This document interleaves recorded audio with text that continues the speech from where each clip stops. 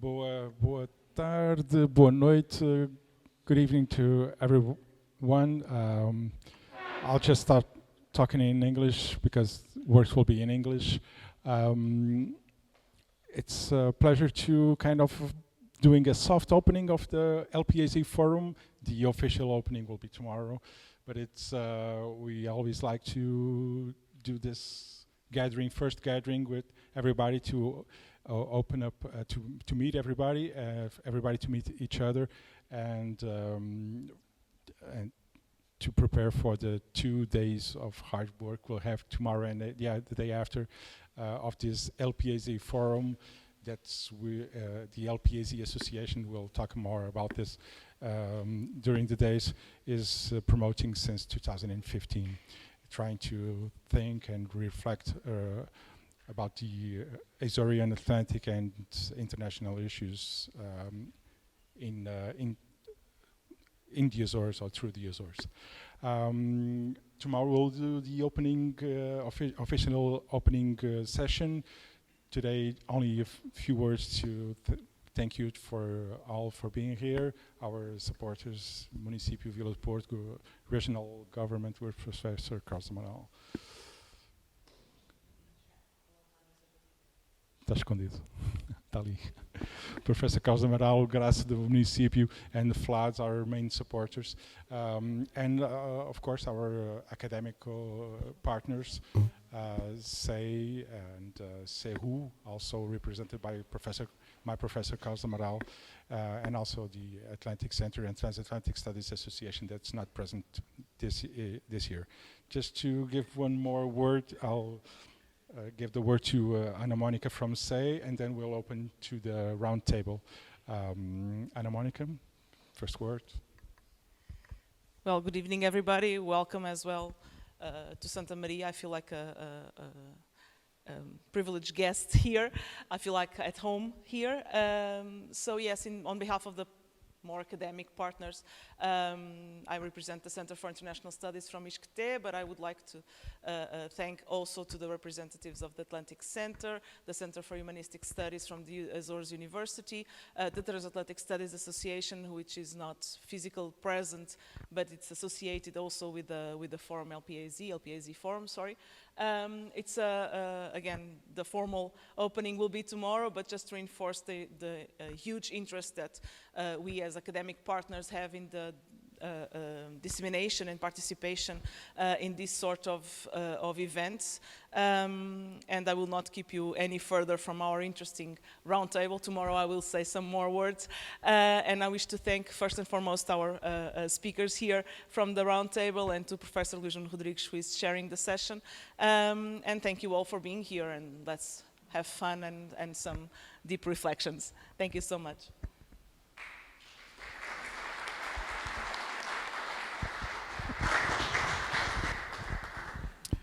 Muito boa tarde. Good evening, everyone. I know there will be an official opening session tomorrow, but please let me tell you that it is an honor for me to be moderating our opening roundtable today. I'm always very grateful to be here, and I cannot avoid thinking about my first trip. We were just talking about that my first trip here to Santa Maria in December 2006, and my conference on a very cold and rainy night on the 60th anniversary of the returning of Santa Maria airfield to Portuguese authorities. And this was almost 17 years ago, like today, with António Monteiro leading the initiative, now joined by wonderful fellow Marienses in the LPAZ Association and the LPAZ Forum. Let me also say, always inspired by the words and the advice from Alan Dobson. Our thoughts are always with him. And this year, joining forces with academia, with ISCTE, with Azores University, with the Transatlantic Studies Association, and also with official institutions and civil society, the municipality of Vila do Porto, the Azorean government, the Atlantic Center, the Luso-American Foundation for Development, and pardon me if I forgot any of the sponsors and friends that are helping us in organizing this event. Thank you all for putting together this event, and above all, and especially to my Santa Maria's friends, thank you for your great hospitality. You really make us feel at home here, and that is really wonderful and unique. So forgive me for this personal introduction. I will proceed immediately to the opening roundtable. EU-NATO relations, a new Atlantic century? Question mark. Does the 21st century have the potential to be a new Atlantic century? That's what we will try to learn from our distinguished guests in the next hour, 45 minutes maybe, because we're running a bit late. The Atlantic region encompassing North America, Europe, parts of Africa and South America. The Atlantic region has historically been a center of economic, political and cultural influence. It has witnessed throughout the centuries significant developments, including the rise of transatlantic empires, colonization, trade, the establishment of international organizations like NATO. And now in the 21st century, the Atlantic region continues to play, in my opinion, a vital role in global affairs. Economic ties, technological advancements, cultural exchanges between Atlantic nations persist, fostering interdependence and cooperation. Contemporary issues such as climate change, security and trade require ever stronger transatlantic collaboration to be addressed effectively. However, as our guests will address, the notion of a new Atlantic century also faces challenges and evolving dynamics. The rise of emerging powers such as China, the shifting geopolitical landscape raise questions about the dominance or the relevance of the Atlantic region. Globalization have expanded international networks beyond traditional geopolitical boundaries, leading to emergence of new power centers and new forms of regional cooperation. In my opinion, and I will finish with this, to determine if the 21st century will be a new Atlantic century, we must consider the ability and the willing of the Atlantic nations to adapt to these changing circumstances. The ability of the Atlantic nations and regions to foster multilateralism and to address common changes collectively. And this will require sustained dialogue, cooperation, initiatives like this one, recognition of the diverse perspectives and interests within the Atlantic community. So the question is, are we up to this task? To discuss these and other issues, we have a panel of 3 distinguished scholars. Let me present them very briefly following the order of our program. First, we have Alana Moceri, presenting NATO, the EU and public diplomacy. Action speaks louder than PR campaigns. Alana Moceri is an international relations analyst, a writer, professor at the IE University's School of Politics, Economics and Global Affairs in Spain. Her main areas of expertise are politics and communication in the United States, the European Union and Spain, including public diplomacy, global governance, electoral campaigns, public opinion, disinformation campaigns, and grassroots and transnational activism. She is a World Politics Review featured analyst and a regular contributor to the leading Spanish daily LPAZ, and also the foreign affairs publication ES Global, among others. She has also appeared on numerous television and radio programs around the world and has given guest lectures and seminars in Spain, the US, and Germany. She has a degree in political science from UCLA and a master's in politics and democracy from the EU-NATO. Secondly, we will have Isabel Xavier presenting the European Union and NATO in Africa, Partners Against Crime, ? Professor Isabel Xavier is currently Associate Professor at Universidade Autónoma de Lisboa and also a guest professor at ISCTE. She's a researcher at the Center for International Studies, a member of the board of the Portuguese Atlantic Commission. From 2015 to 2017, she also served as Deputy Director General of National Defense Policy at the Directorate General of National Defense Policy. And she was awarded with the Cruz del Mérito Aeronáutico con Distintivo Blanco by the government of Spain in August 2016, and also the Medal of First Class National Defense by the government of Portugal in December 2017. And I guess we all know and are familiar that she's a regular analyst for international affairs at RTP. Last but not the least, Professor Licínia Simão, presenting The Atlantic in EU-NATO Relations, a test case to complementarity. Professor Licínia Simão is a professor at the School of Economics at University of Coimbra, where she teaches international relations. She's a researcher at the Center for Social Studies in the same university. From 2018 to 2023, she served as an advisor to the Portuguese Minister of Defense, where she coordinated the Atlantic Center Initiative. Her research interests include foreign policy analysis and security studies with a focus on European foreign security and defense policies, also political transition and conflict management in the former Soviet republics, as well as security dynamics in the Atlantic. So, we have an excellent panel, 3 excellent speakers who accepted to share their knowledge with us, and I will give 10 minutes to each one of you, please. So we still have some time for Q&A at the very end of your presentations. Professor Alana Moceri. Thank you so much, and it is a real honor to be here, and just absolutely lovely to get to know Santa Maria a bit. Just absolutely thrilled to be here, and I'll try to keep it short and light.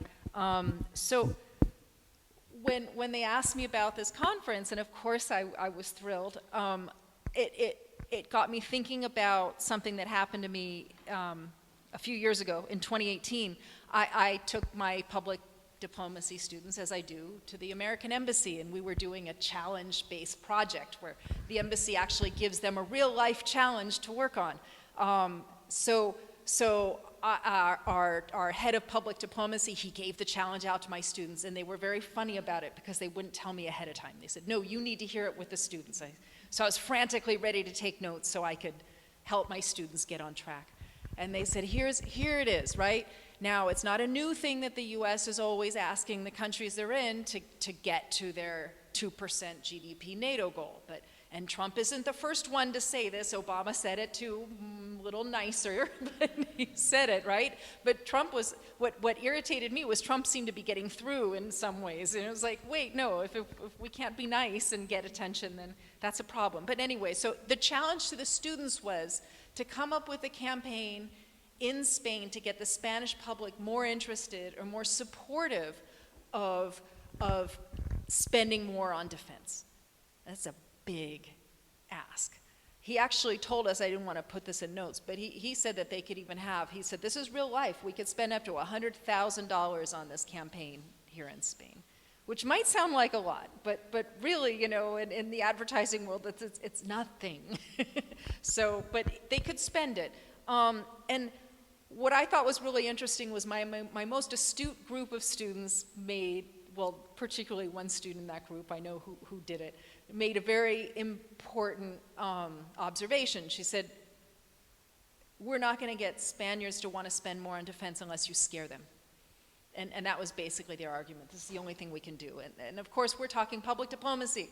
So that is definitely not something that can be done from an embassy, or certainly not in any overt way. And so we laughed a little bit about it, but they did get the best grade.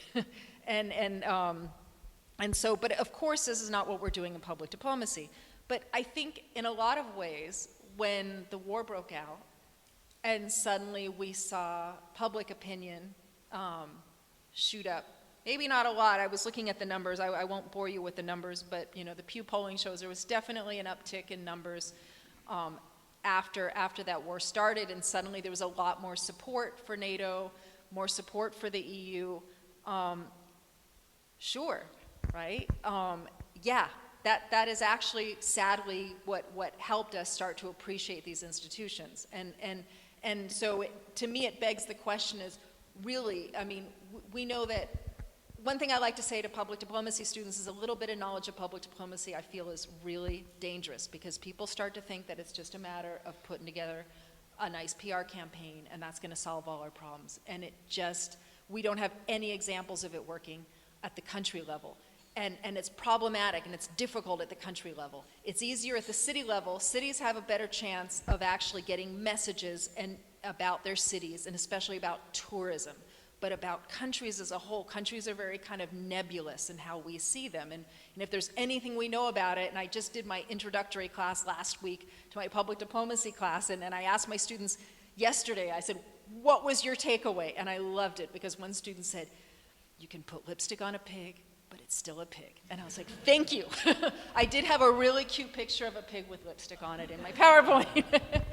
But, you know, it's so important to remember. And so while public diplomacy, and I'm really going to kind of skip through this, is still, I mean, it's still an academic discipline really in its infancy. And there's not a whole lot of, you know, proof behind Nye's theory that we can really get our foreign policy goals if foreign publics are liking us. And that dimension of public opinion is really, really hard. Yet we seem to think, we kind of, you know, we believe it's worthwhile, and I think there is a lot worthwhile about doing this work. But when we jump up to the multilateral level, I think that we're making a leap of faith there that's really a difficult one, and I think we're going to have to look for new ways and very different ways to practice this. Both the EU and NATO have very robust, developed public diplomacy programs. I have yet to find any research that's showing how effective they have been. I've seen a lot of research that describes what they're doing. There's lots and lots of what they're doing, and especially what they're doing digitally, and it's great.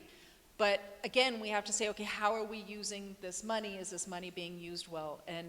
And going back to that, are we actually achieving anything? My hunch lately when I talk about these, and this goes back to some research I did in terms of the EU, the campaigns for and against TTIP, I'll wrap it up with this. TTIP, the Transatlantic Trade and Investment Partnership, that would have been the biggest trade deal ever in the history of the world. That went defunct. That went bad. Not because of Trump's election. It was already a dead deal in Europe because it was seen so negatively. How did that happen? It happened through an organization, a very loose organization of about 500. NGOs, particularly environmental NGOs, labor unions, green parties, they were all working loosely together, coordinated through Berlin to do campaigns at the grassroots level. I really think, and they danced circles around what the European Commission could do in terms of communication. So I think in that, I feel that there's some lessons that are really important, that the NGOs, that civil society can really be the one piece of glue that can connect these multilateral organizations to citizens if we have any chance of finding some connections and some communication. Very different animals from countries or from cities. So with that, I'll wrap it up and pass it on. Thank you very much.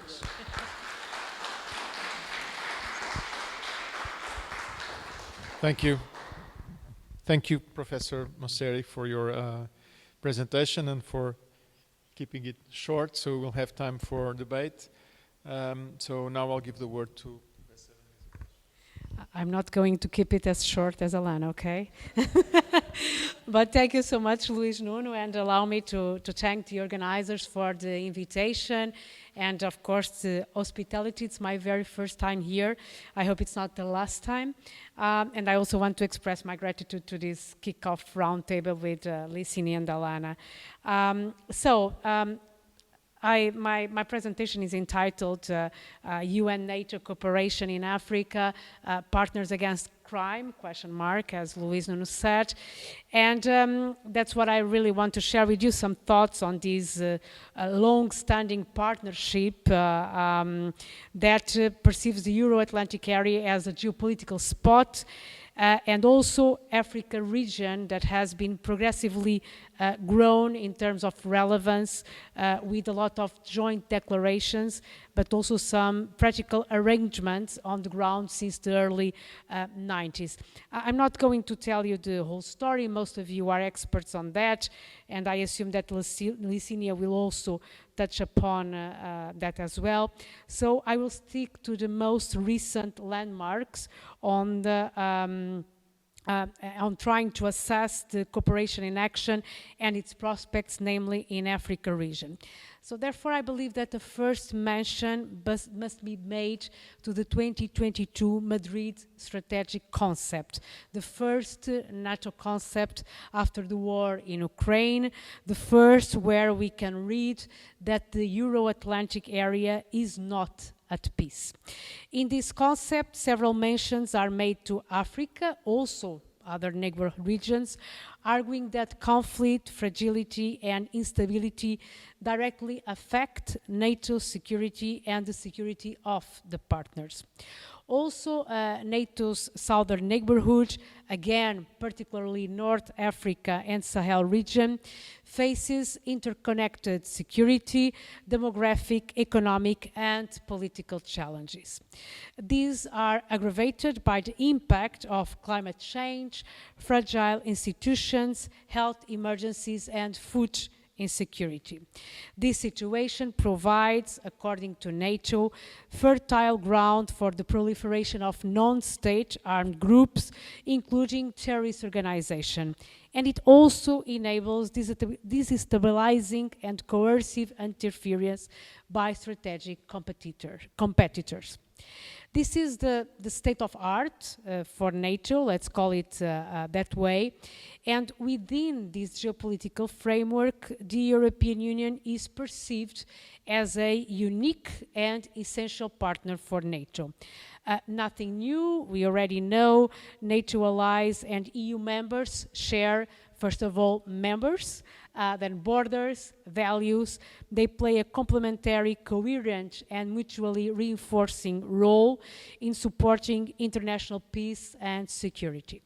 But those mentions in the Madrid Concept 2022 are always important, especially if we bear in mind that the strategic compass of the European Union, presented by the French presidency in March 2022, stresses NATO's cooperation as a key asset of the EU's engagement in world peace and security. So, the Madrid Concept commits on strengthening political consultations and increased cooperation on issues of common interests, such as military mobility, resilience, the impact of climate change on security, emerging and disruptive technologies, human security, women, peace and security agenda, as well as countering cyber and hybrid threats, and also addressing the systemic challenges posed by China to Euro-Atlantic security, an area that Katia Miriam addresses often. Most recently, on the 10th January this year, the European Union and NATO signed a joint declaration setting out a shared vision of how the European Union and NATO will act together against common security threats, as well as expand and deepen their cooperation in a growing geostrategic competition environment. In this joint communication, the two organizations recognize that its strategic partnership is founded on shared values, determination to tackle common challenges, and an unequivocal commitment to promote and safeguard peace, freedom, and prosperity in the Euro-Atlantic area. The threats in the Euro-Atlantic area are indeed the main focus of this joint communication, exacerbated mostly by Russia's brutal war on Ukraine. The multiple challenges and risks in the Africa region, migration, piracy, insurgency, are also identified in this communication, although we have to remember that, oh, sorry, what happened here? Oh, wait, my computer decided not to, wait, okay. So I was saying that, so these are identified in this communication, although we have to outline that both the 2016 Warsaw and the 2018 Brussels joint declarations also expand the breadth and depth of this partnership in countering hybrid and cyber threats, operational cooperation including maritime issues, military mobility, defense capabilities, defense industry and research, exercises, counterterrorism, and capacity building of partners. Still, the 2023 joint declaration gives a step forward in acknowledging that the security threats and challenges are evolving in scope and magnitude, and the next level on this long-standing cooperation must be pursued to address the growing geostrategic competition, resilience, protection of critical infrastructures, disruptive technologies, and so on, as well as foreign information manipulation and interference. So a lot of room for improvement and progress between NATO and EU can be achieved according to this joint declaration. Most recently, July 2023, Vilnius, a summit that will always be at the NATO's history for several reasons: Ukraine, Finland, Sweden, GDP spending, but again, the geopolitical, this is not, okay. But again, geopolitical environment remains a challenger. Strategic competition, pervasive instability and recurrent shocks, conflict fragility and instability, namely in Africa, directly affect NATO's security and the security of all the partners. Again, these challenges are specified in detail, but a short and sharp sentence paves the way for Africa. Russia is fueling tensions and instability across Middle East, North Africa, and Sahel region. A specific quote from the document. And this was actually a major diplomatic victory for Portugal to start with, because the final communiqué accepted a proposal from Portugal for all the 31 allies to pay a closer attention on the significant impact of the entire southern flank, namely the African continent, a statement that our Prime Minister emphasized quite often once he was in Lithuania. And the expectation was clear. NATO will carry out an assessment of threats and opportunities for partnership on the southern flank, particularly in the Near East, Sahel, and North Africa, showing that NATO does not ignore the need to develop other partnerships and establish other cooperation opportunities. In addition, NATO should reflect on policies to increase stability in these regions and present guidelines at next year's summit in Washington. It is important to remember, in fact, that for several years now, Portugal has been insisting with its allies on the need for the Atlantic Alliance to look at the southern flank, namely Africa, where illegal immigration, human trafficking and smuggling, as well as terrorist and paramilitary groups have been causing destabilization and coercive interference by the strategic competitors. But the fact that the Popular Republic of China is for the first time included in the NATO strategic concept in Madrid as a structural challenger, and the Russian Federation became the major spotlight of the actual environment after Ukraine's invasion last year, it actually made a trigger to actually assume for NATO this 360 degrees approach to actually happen and balance the East with the West, the North with the South, and broaden the areas where to commit in terms of peace and security resilience. That is also how Africa definitely becomes a geopolitical priority for NATO, also binding together the European Union as a key partner with the same pragmatic double view, encouraging Africa's stability in order to counter Russia and Chinese interests in the region, and counter Russian and Chinese interests in Africa to encourage the stability of the region. As we know, both NATO and the EU have missions and operations in Africa as a whole, with a particular focus on the Gulf of Guinea, Sahel, Central Africa, for capacity building, advisory, naval force, training. But the Chinese and the Russian game changer is a major opportunity for both the EU and NATO to boost their partnership in Africa. That was clear already during the COVID-19 pandemic, when the Chinese and the Russian vaccines were produced in Africa for African countries, and it's clear at least since 2017 with the footprint of the Wagner Group in Libya, Sudan, Central African Republic, Mali, all countries where the European Union is engaged with missions or operations, and also at Mozambique, where the most recent EU training mission is based, although apparently the mercenaries that were active since 2018 were forced to retreat in 2019 after the jihadist insurrections in Cabo Delgado.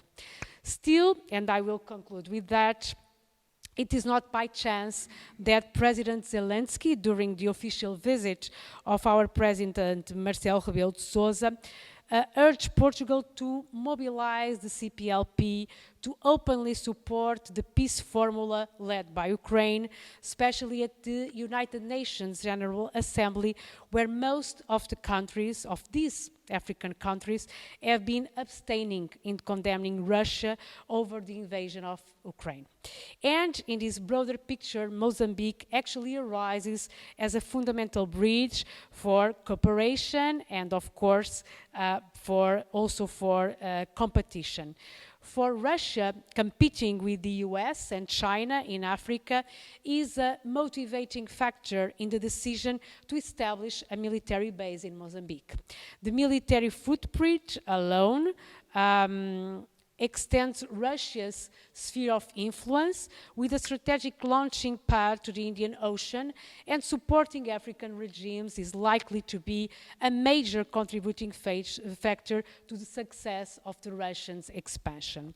Russia, as the main supplier of arms to Africa, seeks to maintain this dominance and expand to new and existing markets. Let's not forget the second Russia-Africa summit held a few weeks ago in St. Petersburg, where the food insecurity of Africa was particularly discussed. And let's not forget either that Sergei Lavrov visited Mozambique in May this year, announcing that Moscow is prepared to supply military products, including for ensuring Mozambique's defense capabilities and strengthening anti-terrorist potential in Cabo Delgado, where the gas richness is so important for Russia to keep an economic sustainability with the sanctions of the West. So in all this picture, NATO, European Union, Portugal, they can all play a role, if not for Africa, at least against Russia and China. I will stop here, looking forward for this debate.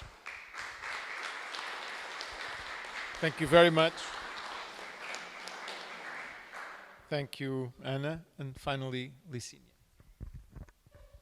Right. Let me keep you entertained and for a short time, because I'm between you and dinner, and that's never a nice place to be, between people and their food. So thank you so much for the invitation to return to Santa Maria, to Ana Monica and Antonio for inviting me to step up also as a partner in the organization and work with you in setting up this meeting and the discussions. I think the final program is looking up very nicely, and it's very good to see also the initiative growing back after the pandemic years. So it feels exciting, and there's movement here, and that's always fun. And of course, thank you so much to Luís Nuno for the invitation and support to speak at this opening roundtable. It's a pleasure to join the previous speakers. So my objective for this talk was to look at what the EU and NATO are doing. Can we say that what they are doing is a good start to have an Atlantic century, right? Can the 21st century rely on NATO-EU cooperation to become an Atlantic century? Or is the relationship between the two institutions and their member states complicated, and that may actually lead us into trouble and get the Atlantic also into trouble in this global outlook of, paying more attention to Atlantic dynamics and so on. So I'm going to skip over a little bit this framework about Atlantic politics. Luís Nuno has already done that, but I would like to highlight this idea that although the Atlantic is densely connected, trade, social relations, cultural relations, mobility, migrations, diasporas, all of that, it's also highly divided. It's a divided ocean. When we speak about the dynamics in the North Atlantic, we don't look at the South or Middle Atlantic and then South Atlantic. And when the South Atlantic and the Mid-Atlantic look at their own dynamics, often they leave the North Atlantic out of it because it's something else. So it's also a highly divided ocean, and it's an ocean marked by historical grievances. The political and social relationships that we are saying are so dense are fraught with suspicion, with crystallized interests marked by colonization, by slave trade, and by inequality in economic relations, imperialism, and neo-imperialism relations. So it's not all roses, it's a complex relation to manage, and anyone in this room who has engaged with partners in the South or vice versa, politically, academically, understand that there's always a series of barriers that we need to break in order to speak the same language. So actually understanding what Africans want out of Atlantic relations, or what the Brazilians want, or what the Europeans, it seems like we're all the same and we're not, right? Or even North Americans, so it's hard to get the same language right. And I think that's something that we need to have in order to have this idea of an Atlantic century, right? We need to at least move in the same direction, and I find that hard. The background is not particularly welcoming in that sense, and there are a lot of hurdles here. I think also, and Anna mentioned this also, is this idea of strategic competition and global competition. We are entering in at least an era where competition is presented as something that is real, that exists, and that is creating fear for populations, for societies, and that's why defense has become so, has become a necessity. We are told that we should be afraid. I'm not sure I should be afraid. I wake up every day, things seem perfectly fine, but suddenly you hear everywhere that you should be afraid. Okay, if you are in Ukraine, you are probably much more afraid now than you were, a year and a half ago. Of course, the reality of each one of us is different, but the speech act of saying that there is competition, that there is a threat, makes us feel fear, even if you can't say specifically what's the threat and where it's coming from. So we are living in a context that also highlights the sense that something that we seem to be entitled to is being taken from us. That the Atlantic, which is ours, is now being taken by China, or that Russian interests are reaching, you know, the southern Atlantic. Well, that's for Africans probably to decide who they want to cooperate with. Maybe they don't want to cooperate anymore with their former imperial powers. Maybe they want to cooperate with someone else. And that's a hard balance to strike. Europeans have interests in Africa. The US has interests in Africa and Latin America. Let's bring that into the equation as well. But these are sovereign nations, sovereign societies. They are entitled to decide who they want to cooperate with, and the incentives that are presented to them probably are much more interesting when they see it coming from China or Russia for a series of reasons, including, of course, corruption, lack of transparency, and poor governance in many of these countries, but also a long-standing history of unbalanced relations with Europe, and in some cases also with the US. So the tensions, the hardships are there, and they are being exploited by the strategic competitors, and that's not easy to overcome. So what can EU-NATO relations bring to Atlantic politics, and could their contribution reinforce the importance of the Atlantic for global politics?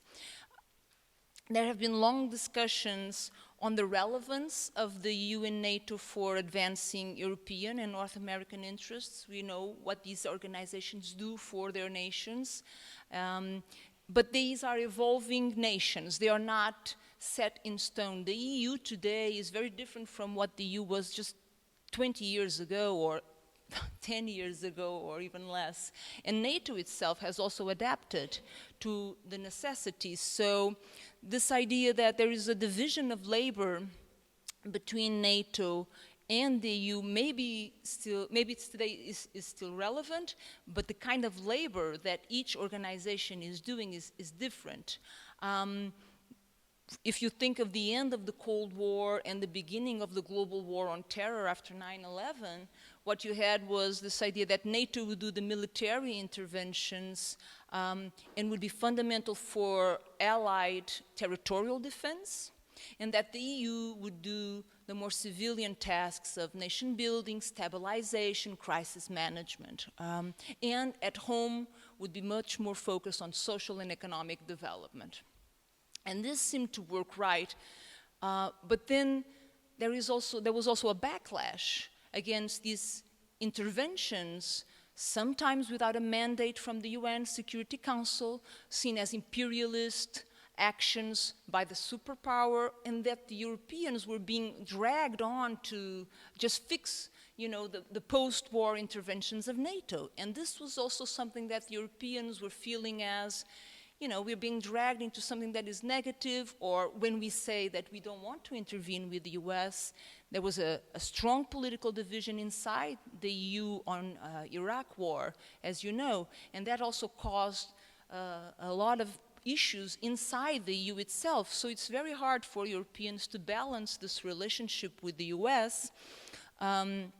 And in the end, when we speak about the quality of EU-NATO relations, often we are speaking about the quality of relations of the US with its different European partners. And that needs to be kind of broken down into pieces, especially when you're looking at this pivot towards the East Europe, right? We're looking at territorial defense again in Europe because the threat is in the East. And there is this strong push for attention by the US and by NATO to the southern flank, but clearly inside Europe, who will be pushing the US to be more attentive? Is it Poland that the US is going to speak to? Is it France? Is it Germany? And depending on who the US sees as its closest ally in Europe, then I think the policies will be different. And besides this division of labor that I was speaking between the two organizations, you also have an increasing overlap. And that overlap has just become much more evident now with the EU taking on its security and defense policies much more seriously.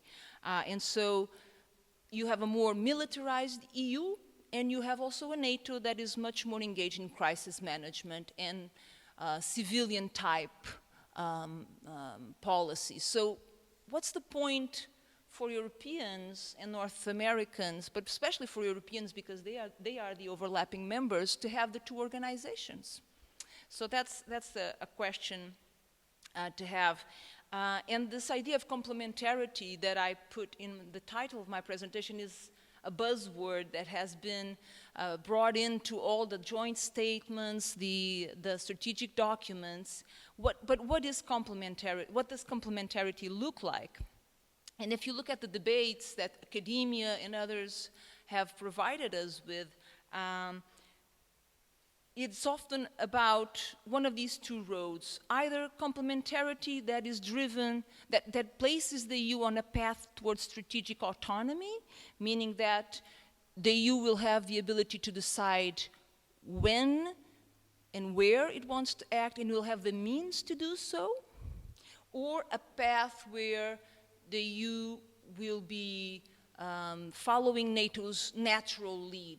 And NATO has a natural leader because the US is in NATO, and the US has much more objective power than many European nations have.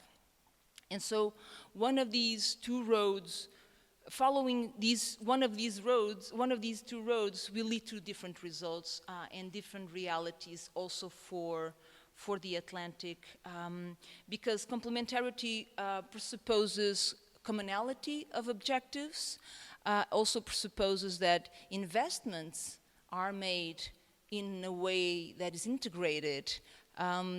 We often heard at the Ministry of Defense that Portugal only has one set of means and equipment and troops to provide either to NATO missions or EU missions. There is no such thing as NATO assets or EU assets when you come to defense issues. These are national assets, and then they are allocated to one of these two institutions. So why do we want institutions that are demanding both at the same time so much from the member states, and what is it that they are doing? So the complexity of the security issues affecting the South Atlantic in particular, the shifting Atlantic geopolitics, makes it difficult to view and to address these challenges by these two organizations in a shared way, shared responsibility. And there is often a trend to see the South as a source of threats to the North, as if these threats were not a threat to the South in the first place, and if these threats often were not linked to dynamics in the North in the first place, as lucrative markets for some of the trafficking and criminal activities that are there, fed by the competition in the North. So there's a lot of complexity here. And the EU has a long-standing record of relations with countries in the South. It didn't start the relationship yesterday. It inherited the post-colonial relations that its members had with many of these countries. So there is development, trade, migration, investment, and not all of these areas produce good results. So there is a lot of soul-searching there to be done, and there is some security cooperation already ongoing. But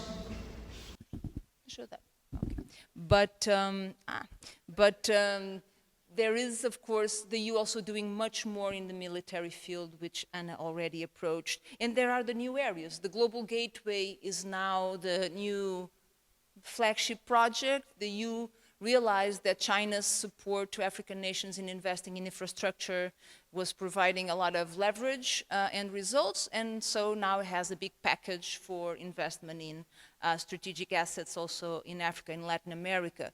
Let's see what kind of results that will provide to the EU in terms of political leverage if this is not wrapped up into serious multilateralism, into serious partnership with African and Latin American countries.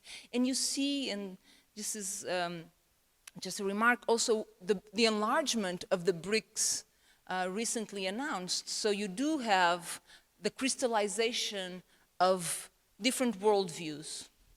And that is not easy to tackle. For NATO, we've seen that NATO is much more engaged in the South, but this is strongly opposed in many countries of the South and fiercely monitored, especially in Latin America. So for Portugal, for instance, to be pushed to advocate for a stronger NATO presence or to facilitate this will get us in trouble in CPLP. So when we want them to vote on something else, this will bite us back in our bottoms, because you can't have the cake and eat it. So we need to...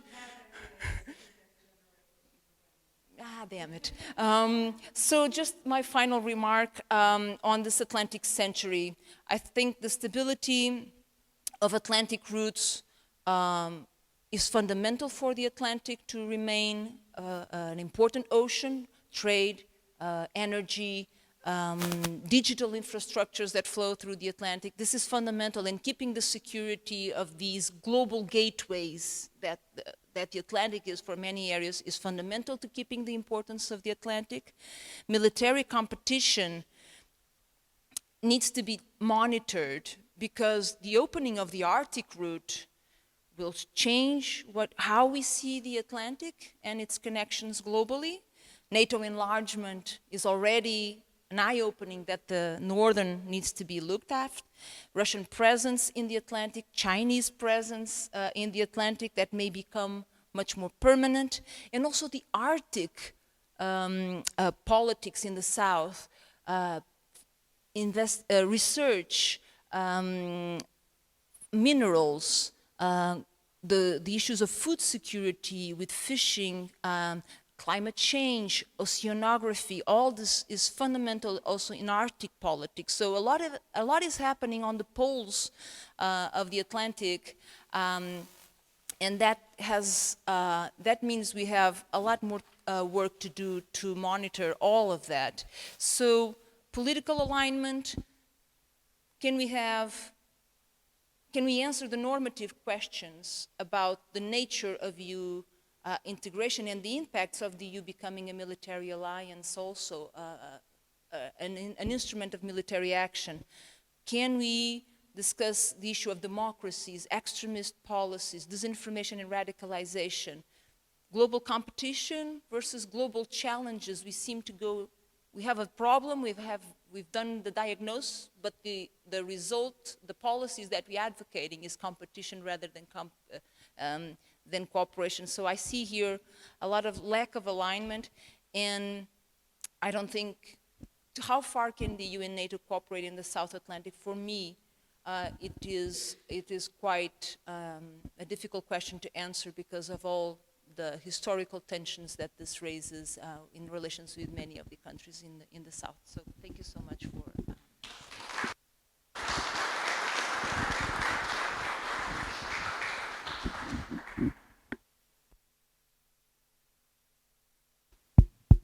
Thank you very much.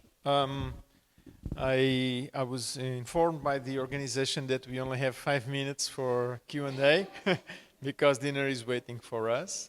But we still have time for that. So I give the floor to the audience who will accept 1 or 2 questions. First one, second one. I was just wondering if there's any analysis on how the death of Putin and whatever is happening to will affect the presence of Russia in Africa. Okay, and may we collect a second question here and then make a final round? I'm very sorry. It's only a comment. It's not. Maybe it's not a question. It was very nice to hear from you, but my surprise is that maybe at the end you talk a little bit about it, but the challenge in terms of the Atlantic, maybe it's not only a question of geopolitical, because as you said, Atlantic is quite divided, and but is also quite interconnected.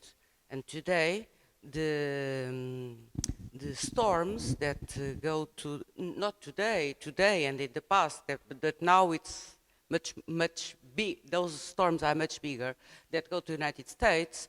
They are generated near Cape Verde in the coast of Africa. So the Atlantic is going to be quite impacted by the climate change and all the different aspects that are interrelated with it. Also, in terms of Africa, we are now 8,000 million people on Earth. In 20 years or 20-something years, it is expected to have 10,000 million of inhabitants on Earth. And that increase is in Africa. It's not in Europe, it's not in the United States, it's not in China, it's in Africa. So the poverty, we are normally looking at that. So if you want to look at the Atlantic now, we should not look, I think, it's not my area, but I think not to look at the Atlantic the way you look at the past. Europe and the United States. You need to look at the South, okay? And it's not another Atlantic, I think. I believe it's the Atlantic because everything is connected. The climate change, the modifications of the temperature of the water, okay, you cannot control it here. And we cannot control migrations from Africa with an army, I believe. Okay, so you need to go to the roots of those migrations. I don't have solutions, I only have asked. Thank you very much.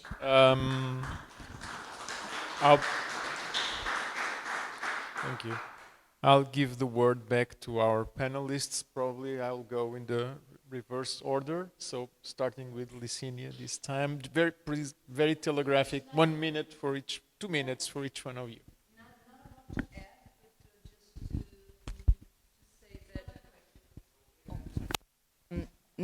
Not a lot to add. I think your comment is to the point. I think we need to understand the dynamics affecting the Atlantic or any other region. Nuno was mentioning in the Atlantic region. Can we speak of an Atlantic? Does the Atlantic have several sub-regions and how these are interconnected? So I think we've been advocating for that integrated view of Atlantic dynamics that forces cooperation once you see how these dynamics are so connected, but I'm not certain that cooperation is what's going to follow.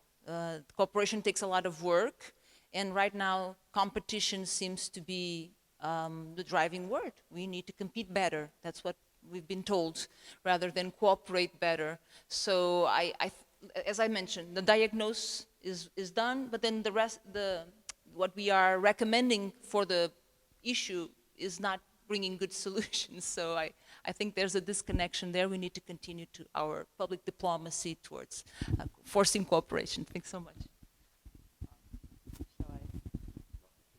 Yeah, because I'm more general, and I think you've got the more specific question. I'm gonna build on that, and I think that often we get caught in this like a competition mindset, and especially if we're talking, international relations, I see this with my students, that realism mindset that just doesn't answer enough. And looking at it, are we in constant competition? Is the world that dangerous, or can we find cooperation? And thinking about power not only as that ability to impose your will on others, but thinking about it as, Arendt's vision of power, of the ability to get together and work together and cooperate together. And I think I had a student just yesterday, I can't believe it was just yesterday, and when I presented that, she was like, she's a 4th year international relations student, and that kind of blew her mind, was thinking about power in that way. And I think it's really important to keep it in mind. Thank you very much. Okay, thank you. So very briefly, final words. Conspiracy theories apart, because let's assume that Prigozhin actually is dead. What we know is that in a short term, there will be no impact in Africa, where the Wagner Group is already engaged, or in other regions such as Ukraine. Prigozhin was actually the most visible and most known face of the Wagner Group, but what we also know is that the Wagner Group has its own autonomous cells that have specific leaders, and those leaders have autonomy in their actions, and they will lead the group in Africa or in Ukraine as they wish. What we know is that in Africa, probably it will keep and it will be as it is. Probably some impact in Ukraine because President Putin announced that he really wants that the mercenaries swear their loyalty to the Russian government, to the Kremlin, and for that purpose they will have to give up on being part of the Wagner Group and be part of the regular army of Russia. But what we also expect, if we believe in everything that we read, is that the current Wagner Group that is based in Belarus, they will probably change their name, their leaders, their methodology, maybe, but they will keep some actions from the Belarus and probably some actions to revenge Prigozhin's death. So it's still very very difficult to actually have a final word about it, but in what concerns Africa, everybody agrees that it will remain the same. So at this moment, the Wagner Group was not in Mozambique because it retrieved in 2019, for instance, but it's spread all over Africa, and their support to the current regimes in Africa and to the current governments there is very, very strong. And it's part of the new foreign policy of the Kremlin towards Africa. So the Wagner Group, with that name or with another name, they will keep in Africa, and they will be a very important pillar of the foreign policy of the Kremlin in Africa, for sure. Thank you for these three very insightful presentations with three very different perspectives on transatlantic issues, the utility or not of public diplomacy, cooperation in Africa, and this idea, of course, that the Atlantic world is so many different things, and not only a north-north kind of relationship, but also a south-south and a south-north relationship with, of course, sovereign nations self-determining their own choices and their own future, obviously. So definitely, if we want to promote a closer Atlantic world, we need to have in mind, we need to think north-north and south-south. But we also need to go beyond the traditional security or military challenges, and we need to address, as we also learn from our speakers, we need to address the other global challenges such as climate change, migrations, social inequalities, global health, food security, energy security, gender discrimination, many challenges that the world as a whole faces today. And especially that all of these things, and I think that Licínia pointed out that very clearly, that all of these things have different meanings for a European, for a North American, for a South American, or for a West African. And these concepts are already, of course, a simplification or a generalization, because there are many different Europeans, many different Africans, and many different South Americans. But I'm sure that in the next 2 days, we will have plenty of time, plenty of opportunities in all the other panels to discuss with more depth all these issues. So right now, please join me in a final round of applause for our speakers. Thank you very much.